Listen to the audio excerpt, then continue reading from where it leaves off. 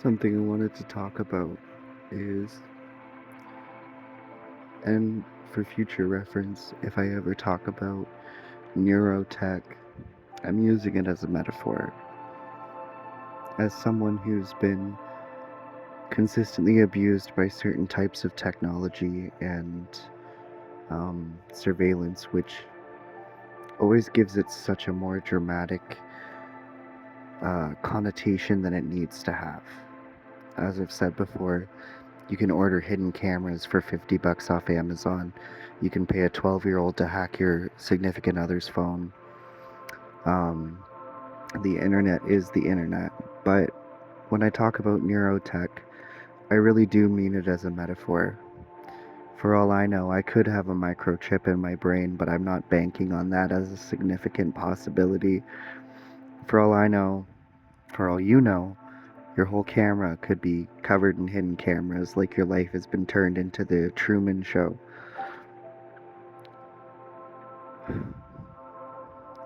I bring it up because, as someone who has survived, I don't want to say victim as much, I want to say survived certain types of trafficking and stalking and identity fraud and all that stuff. It poses certain interesting questions, especially as a minority, in my case, a gay person. But even then, I don't even want to say minority. It could apply to straight people, gay people, whoever. And I think of how 50, 60, 70 years ago, you could have been permanently disowned, even murdered for being gay. And now we're in a day and age where those very same men are reaching the age of 40, 50, 60, realizing that it's not that they wasted their life, because they're still human and they're beautiful and they didn't waste any time. But a lot of the older men who simultaneously want to say that I'm a criminal or that I deserve to be hurt are the same men who might turn around and fetishize me. And that's kind of scary. One of my big concerns, and I hope that as I continue talking about this, it will become apparent, because I know a lot of this is a trauma response. A lot of this might not be grounded in reality, but a lot of this is grounded in reality for reasons I'll later explain in later videos. When you have teenagers and old men describing the nights that you were assaulted to you in public, people accusing you of being a sex worker but never explaining what website they found you on, it reaches a kind of additional layer of context where 50 years ago, someone like me might have been murdered or pushed out of their apartment just for wanting to share that apartment with their boyfriend. And it almost makes me feel scared or ungrateful, like I'm wasting the only opportunity that I'll ever have. Like, out of all the men that I could possibly have as a husband one day, I have to constantly fear, based on the abuse I went through when I was a kid and in my early 20s, that some creep from my past will find out where I live, that if I try and get married, if I try and share an apartment with someone, no matter how many phones and emails I throw away, no matter what man I bring into my life, I have to worry about him being hurt, or I have to worry about him being trafficked, because a lot of people want to leverage my old mistakes against me and say, hey, there's a certain amount of money that we're entitled to make off of you. There's a certain amount of attention that you brought on yourself. There's a certain amount of help that you'll never receive. Where people will walk up to me in public and say, I know this detail about your body while you're naked. I know this detail about what you did in your bedroom back in 2019. I know these messages that you sent back in 2020. If it doesn't make sense to you, I want you to take a deep breath. Because if it does make sense to you, it's hard to take a deep breath. If you've ever been, and I hate the terms that people use because they always say it's about psychosis, yet those same people will brag about how accessible technology is. If you've ever been someone who's had a small handful of bullies target you, if you've ever been someone who's been targeted routinely on the internet, If you've ever been someone where people have made a sizable profit off of you by impersonating you or stalking you or catfishing you, you know that there's that fear, especially when you're a gay person. You think 50 years ago the idea of having love would have been completely unachievable, and now today it's not only okay but accepted. Yet, based on the experiences I went through as a kid, I have to keep in mind that no matter where I go, what I do, there's always a chance that an old stalker might find out where I am. And I know I'm talking in circles, and I know this sounds so crazy and circular and arbitrary, so if it sounds mentally ill to you, then okay. And if it sounds repetitive or depressing to you, then I don't blame you. Sometimes when I listen to people who've been through certain types of abuse, maybe physical abuse, financial abuse, racism, whatever, and I've never been through it, it does sound circular or arbitrary or fucked up to me.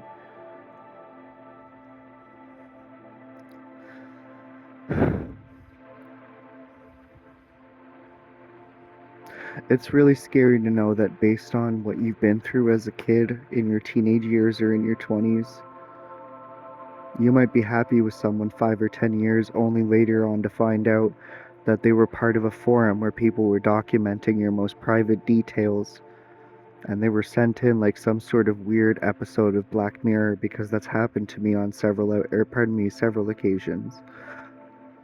It's weird to think that even if that person had no malicious intention, that your previous abusers are now cataloging every aspect of your husband's life too.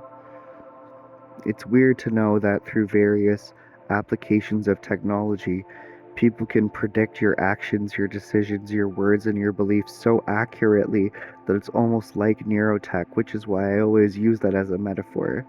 And I get it, it's 2024.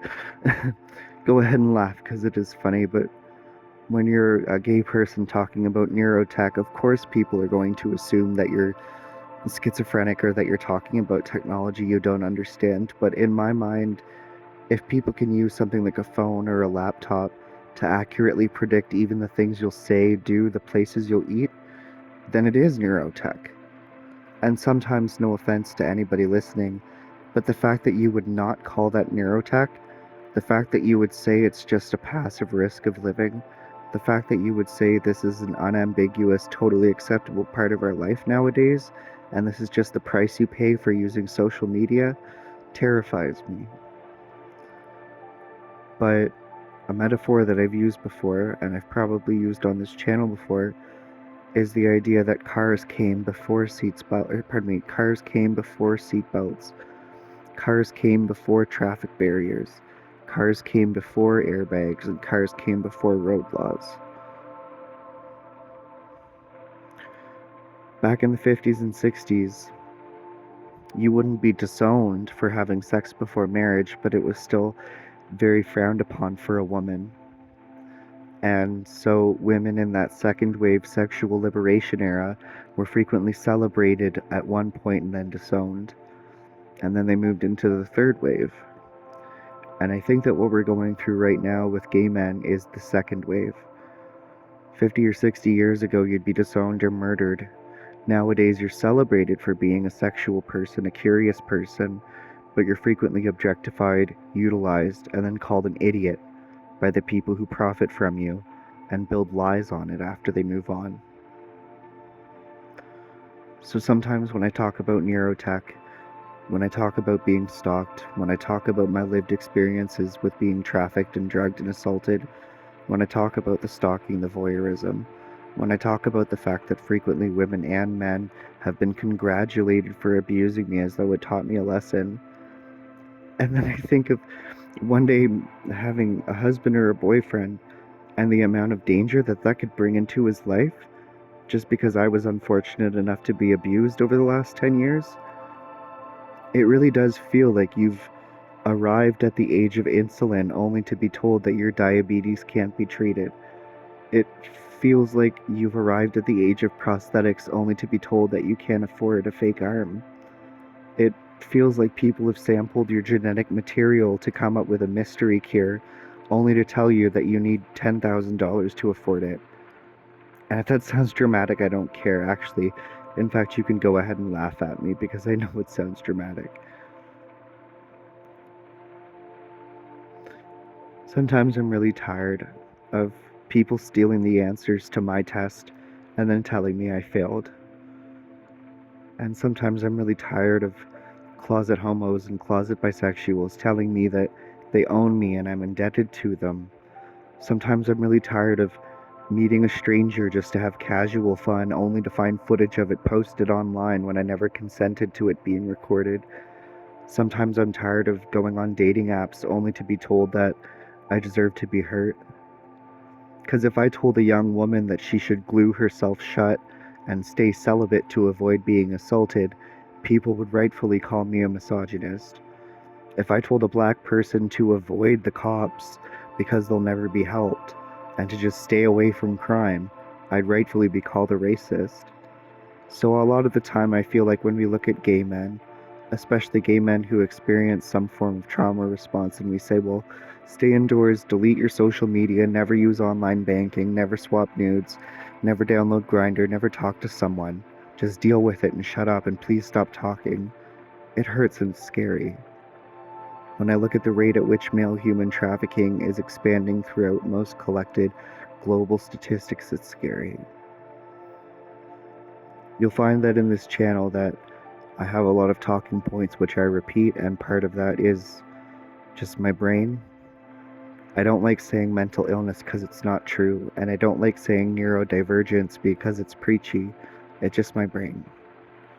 It's funny, actually, there was this Canadian cartoon called Jacob Tutu, and my name is Jake, where he feels the need to repeat everything once or twice because he's not used to being heard. But if you've been through any prolonged period of stalking where the same people who rape you say that you have to learn from them, if you've been through any prolonged period of technological abuse where people tell you to get off the internet but you need it to do online banking, if you've been through any prolonged period of abuse where the same people who distance you and monitor you and read your messages hold you back from any chance where you might be able to experience normal life as a gay person, and then they tell you that you should be grateful you're not in the 60s, it's really scary.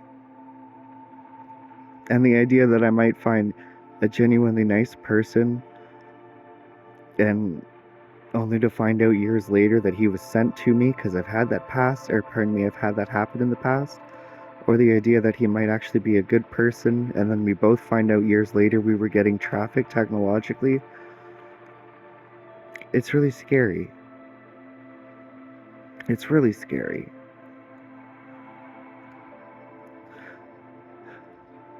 A couple months ago when I was in Halifax, I was sleeping outside of a church. I was waiting for a spot in a homeless shelter. And when I was sleeping outside of that church waiting for a spot in a homeless shelter, there was this couple who walked by me talking about how someone had stolen all of my money when in reality I have no clue what financial account they're even talking about. And they spat on me and they told me that it's what I deserved. And I kept my face down on the ground laying next to the church, hoping that if I just disengaged they wouldn't hurt me. And then I made a report to cybercrime, which is a Canadian law enforcement bureau. I got a spot at a homeless shelter a few days later, and then there was this stranger waiting outside the homeless shelter. He looked at me and said, "You want to know what my job is?" And I said, "What?" having no clue who he was. And he said, "It's my job to find people. But you're not a murderer. Don't ever contact us again. And get off grid." So I left the homeless shelter that night. No, I'm not assuming that he was affiliated, because I'm pretty sure he was not. In fact, I'm fairly certain that that was not law enforcement. I'm fairly certain that that was just a random internet abuser who decided to step in before I got in proper contact with them. The fact that so many people feel entitled to tell me, "Shut up, no one cares. You deserve what happened to you, it's in the past." And then they continue exploiting me, in some cases even making a living off of me. It's scary. It's really scary, actually. The idea that just because of, I was gonna say my past, but it's not my past, it's other people's past. They're the ones who need to leave it behind. I'm not the one who needs to take the loss, they're the ones who need to take the win. And based on the years and years and years of abuse I've been through, the idea that if I'm happy with a man one day, someone might say I don't deserve it and hurt him, Forget me, the idea that someone might hurt him is terrifying. And I don't care if you're male or female, gay or straight, if you've been through stalking, trafficking, long-term abuse, especially if it's coupled with technological abuse, you know exactly what I'm talking about. I think it's weird because, no offense to ladies, no offense to any women who are listening, but women started to get a lot of their, let's say, late stage rights or late stage recognition before the internet. But LGBT people are getting their late stage recognition during the explosion of the internet. To be abused as an LGBT person is to simultaneously be fetishized for it and blamed for it, while straight people say, oh, well, you have no clue what it's like to be a feminist. And I'm so sorry, because I don't mean any disrespect to men or women there, but if you've been LGBT and stalked, you know exactly what I mean. Um, yeah, everything will probably be fine. And I don't want to listen to any voice or any person or any impression which tells me to leave the past behind so that they can continue to exploit me in the present. And if there's one thing I really want to tell people, anybody who tells you to leave the past in the, or pardon me, to leave the past in the past, anyone who tells you that no one cares, anyone who tells you to leave the past is lying. They're not lying by opinion, they're lying by science. Scientifically, time is a concept. We live in the present moment. Where we are right now, where I'm talking to this screen, this present moment is composed of nothing but the past. It's the whole Stardust argument. So the next time someone tells you to leave the past behind, what they're really telling you to do is to ignore what they're doing to you in the present. The next time someone tells you to leave the past behind, they're begging you so they can abuse you in the present. The next time someone's telling you to leave the past behind, they're asking you to stay in the past while they leave you behind. Don't let them do that, or you'll end up like me. I really hope that if anybody sees this, you're safe and you're happy.